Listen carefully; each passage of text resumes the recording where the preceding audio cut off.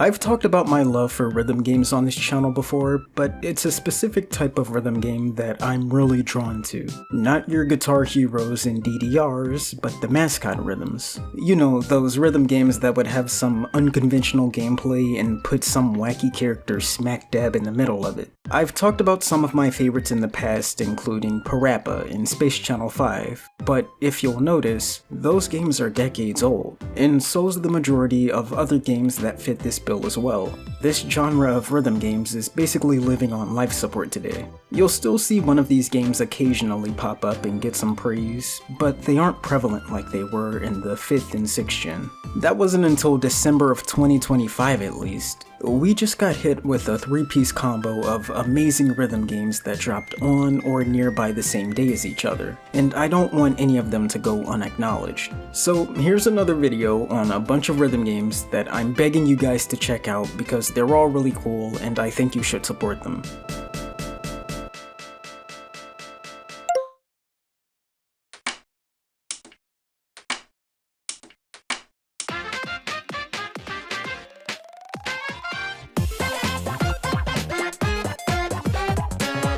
If you've seen my previous videos on rhythm games, then this one shouldn't be a first to you. It's Bits and Bops, the musical minigame collection that's obviously inspired by Rhythm Heaven. Until that one Nintendo Direct, I seriously thought we were never gonna see the Rhythm Heaven series again, so a fan-inspired original creation was the next best thing to me. If you have no idea what these games play like, you basically have a different assortment of minigames that are grouped into different sets, and after you finish one set of games or songs, you get to play a remix that combines all of them. You do this and repeat until the game is over. The games themselves are really simple too. You have some games where you need to tap to the beat constantly, and some where you just need to tap on the beat once, and others where you might have to hold a beat for a second. You've played rhythm games before, you know how these work. I will say I was a bit disappointed by how short this game was though. It doesn't take too long to run through all of the mini games. Honestly, you can complete it in one evening. But obviously, the challenge and replayability comes in trying to get a perfect clear on each of these games. Even then though, I don't think that'll be too hard for you to do. I'm moderately average at rhythm games, but I managed to finish most of these games with either a perfect ranking or an amazing rank, which is just near perfect. Bits and Bops is a mostly fair and forgiving game too. Most of the time, I never had issues with what felt like bad timing on the game's end or anything else like that. Most of my faults felt like my own. But there were a few games and remixes where I was thrown off because it felt like the music didn't have as huge a presence as I thought it should have, or where beats you needed to hit on didn't have much of an impactful lead-in, meaning I was relying on visual cues a lot, which isn't how I like to play rhythm games. There are some games here that I can clear with my eyes closed, but others where you're definitely gonna need to be watching the screen to have a chance. The good news is it only takes like 2 seconds to restart a level though, and to beat a stage they only ask that you do an okay job, not an incredible one. So if you're worried about some crazy barrier of entry here, don't be. Now the minigames themselves are fun as they are, but I always found the charm of these games to be their personality.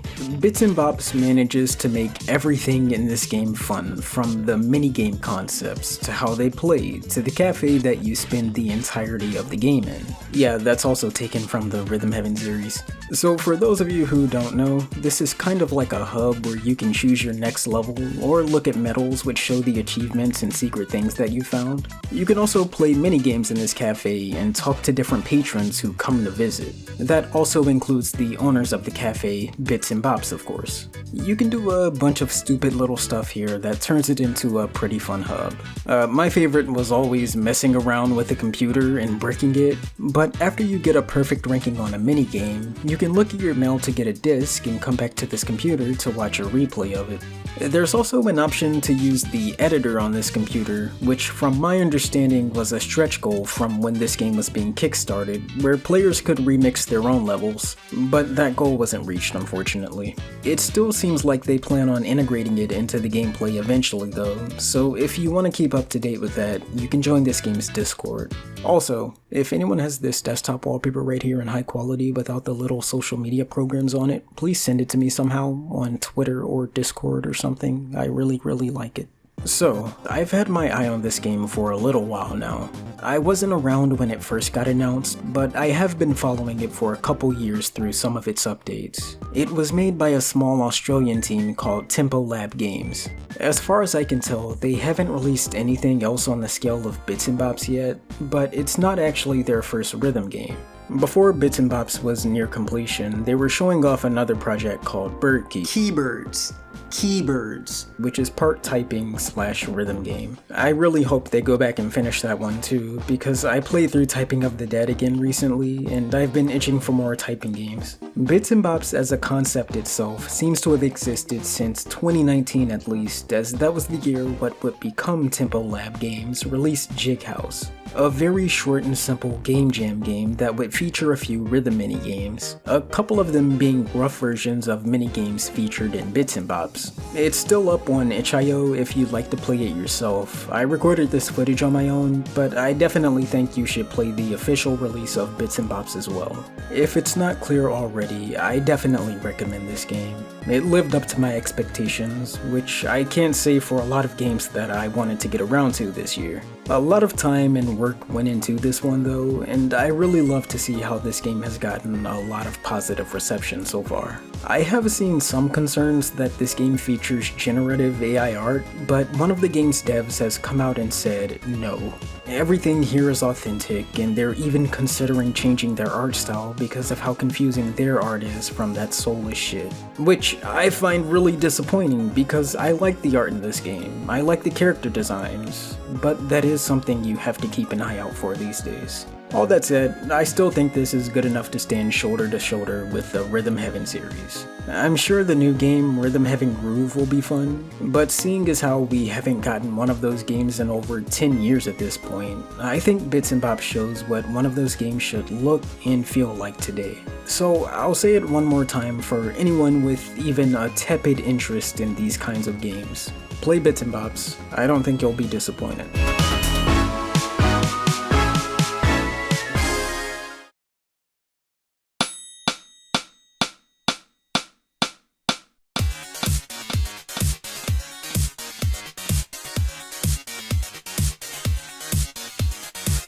Here's what I think is the easiest to understand game that I'll be talking about today, Rhythm Doctor. You only use one button, but they do a lot with what little they have going on here. At the start of the game, you only have to hit on the 7th beat of songs. But as you get deeper in, you'll have to worry about more things like only having 2 beats instead of 8, focusing on multiple beats at once, silence notes, beats in swing, stalled notes, and so on. It becomes a lot to deal with, but you can handle it. The story goes you're an intern at this hospital who's just an arm and a finger, and you're tasked with helping these doctors use this new rhythm technology that can help treat patients. But I'm gonna be honest, I didn't really care about the story here. It doesn't hurt the game at all, and I was able to follow it by skipping through most of the text, but that is how I dealt with a lot of this game. Just rushing through it to get to the next level and seeing how they would change things up. And I mean, this game was always doing cool shit that made me wonder what it had in store next. My favorite was when this game minimized my window and started dragging it around as I was playing it. I thought my game was broken or something when this happened because I couldn't change the resolution, but no, this was totally intentional. And not only is this a cool visual effect, but it also makes it near impossible to play this game by relying so much on the visual cues. This game forces you to keep the beat in your head. Although this game gets more challenging than Bits and Bops as it goes on, I found it just as forgiving. All you have to do is make sure the patient's hearts don't crack completely and turn into little chicks or whatever that is. And I will say I did play through this game on both the normal and easy difficulty, but I mean these hearts can take some beatings on both. I don't think you're going to be struggling much at all. So I decided to look up what other games Rhythm Doctor's developers, 7th Beat Games, have made before this one, and I wasn't too shocked to discover they're also the team behind A Dance of Fire and Ice, a game similar to Rhythm Doctor in that you only press one button. I think it'd be interesting to see if they can make any more games with this one-button concept. I wonder how far that idea can be stretched. But here's the really neat thing about all these rhythm games that I'm talking about today. I'm definitely not the only person who's noticed we've gotten all these cool mascot rhythms at once. And I know I'm not the only one because there's a collaborative bits and bops and unbeatable level in this game. If you don't know what unbeatable is, just hold on tight, we'll get there in a second. Both of these levels are cool as shit, by the way, but that unbeatable level really kicked my ass for a while. If these types of rhythm games are truly coming back, then I would hope we have more crossovers like this in the future, because I think this is a good way to get fans of one rhythm game to check out another. I also discovered these two anime rhythm games thanks to Rhythm Doctor. Who knows, maybe I'll talk about them in a fourth future video about rhythm games. I won't. Look at this, there's Montage levels in this game too. There's even a multiplayer option if you'd like to play this game with a buddy of yours, but I wasn't able to do that because, well, you know. That's not where the fun stops with Rhythm Doctor though. There's one more thing I want to show you guys. Check this out. Ready, get set, go! Okay, I suck at that. Now check this out. Get set, go!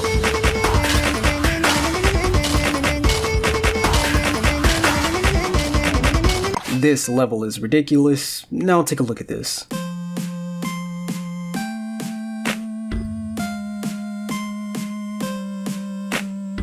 What you're seeing right now are fan-made custom levels created for Rhythm Doctor, and in my opinion, it's the most fun and attractive part of the game. You can do some pretty crazy stuff with this game's editor. Well, I say that, but so far I've just looked around it. I haven't actually created a level myself yet, but I will eventually because I love creating custom shit, especially things synced to music. And this is just one giant sandbox for you to go stupid in. Rhythm Doctor was in early access for a while before it actually got released. So if you look for it, you can find some pretty insane custom maps that people have already made. Hell, just look at the release date trailer for the game actually. It was created entirely within the editor, which is insane by the way. It's very versatile. Honestly, I've been coming back to Rhythm Doctor solely for the custom levels. Here's to hoping that Bits and Bops' custom mixtape editor is just as fun. Rhythm Doctor though, a totally cool little rhythm game that has more going for it than you'd think.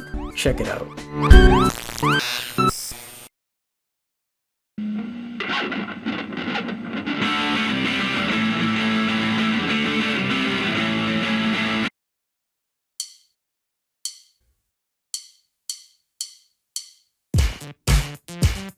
Okay, for those who don't have very good rhythm, we're going to get you started on the right foot, or the left.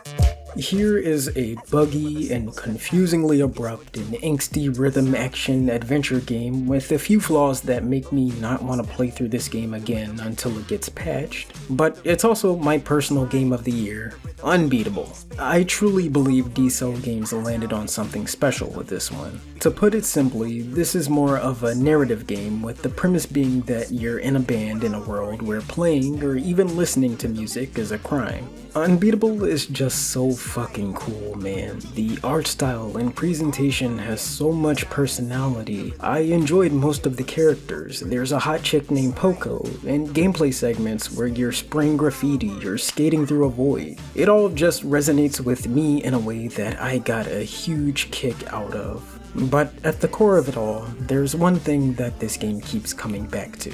Rhythm. One of the more common complaints that I've seen about this game that isn't concerned with the technical issues is that Unbeatable Story has far too much dialogue and prattling on between a lot of the major gameplay moments, and I don't disagree entirely. This game cares as much about its story as it does its gameplay, but I'm in the camp that wasn't bothered so much by this because, as I've already said, I was interested in a lot of the characters in this story, and I think it went to some interesting places that were depressingly relatable. I did have some minor problems with the story, like I thought a lot of the conflict between the band members felt contrived, and the banter was largely hit or miss for me, but the only thing I really disliked about the story was how abrupt it could be at times. One moment you're chilling in this city, the next thing you know you've time skipped a few months. I understand the value in showing, not telling everything, but there were more than a few instances where I just experienced whiplash because of the story jumping from point A to point B just like that. A little more context or seeing how things played out in between those moments would have been appreciated. Ultimately though, I think your mileage is gonna vary when it comes to the story and characters. And as far as the story is concerned, it's not like the game ever loses its musical identity either. Half of what you do in this game is done to a beat, from actually playing the music in your band, to playing baseball, to literally just admiring scenery. A lot of it comes back to just keeping a beat. It's how the game starts even. Now, as for the actual gameplay, I thought it was just decent. There's two types of rhythm games in Unbeatable, although they're essentially the same game. You got the mode where you're fighting normal people. In this one, these little bars will come to the middle of the screen and you just have to time your presses appropriately. Although there are points where you'll have to hold or mash a note, nothing unusual. And then there's this form of rhythm game where you're fighting against these things called the silence. And it plays just like the other one, with the only notable difference that I can recall being that sometimes during the held notes you'll have to press the other button at times as well. It's a super easy game to pick up. There's only 2 lines here that you have to worry about. I played this game on a controller, and basically all the buttons on the left side hit notes on the bottom row, right side top row. The challenge mostly comes with the difficulty that you select. I played through this game constantly switching back and forth between hard and normal. But there is a beginner difficulty and a couple more that are even harder than hard. There's also an assist mode which pretty much plays the game for you, but I didn't really care. In my experience, the game was already super forgiving as is. The timing wasn't too strict, and just like the other games, restarting a song you wanted to do better in was as simple as quitting back to the menu and retrying, which only took a second. And I only had 1 game over in the story, which I'm pretty sure was scripted. So if I can make it through this game just fine, then you guys can do it too. Much as I enjoyed this game though, I'd still say it's far, far away from perfect. I had a lot of issues with Unbeatable. I ran into a couple soft locks, I experienced some serious frame drops that I couldn't fix even by changing the settings.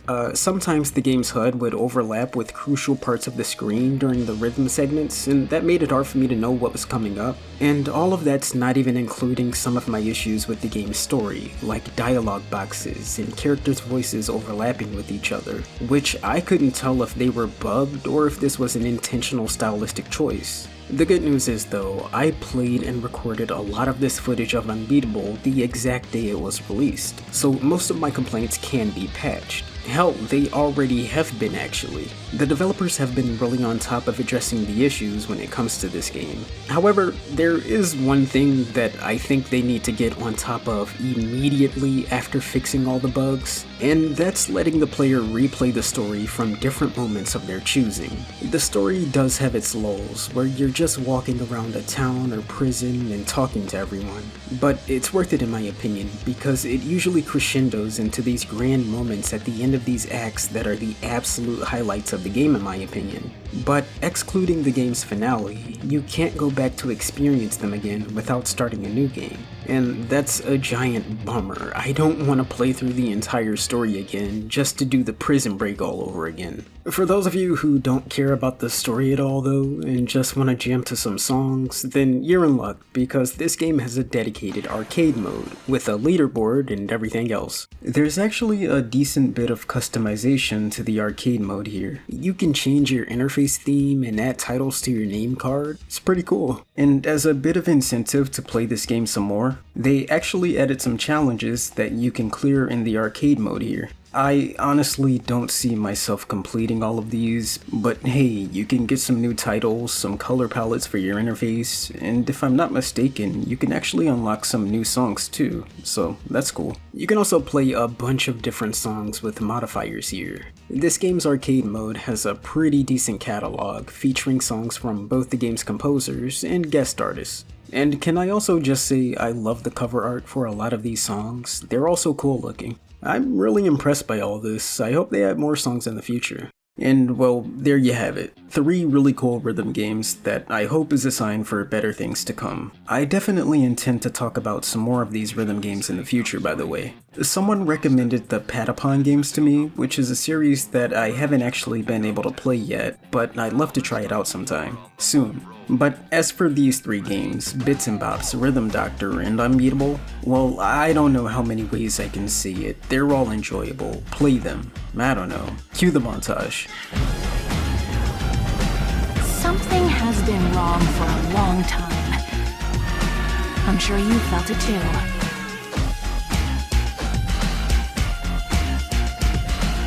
You can't stop them reading you, but don't let them write new pages.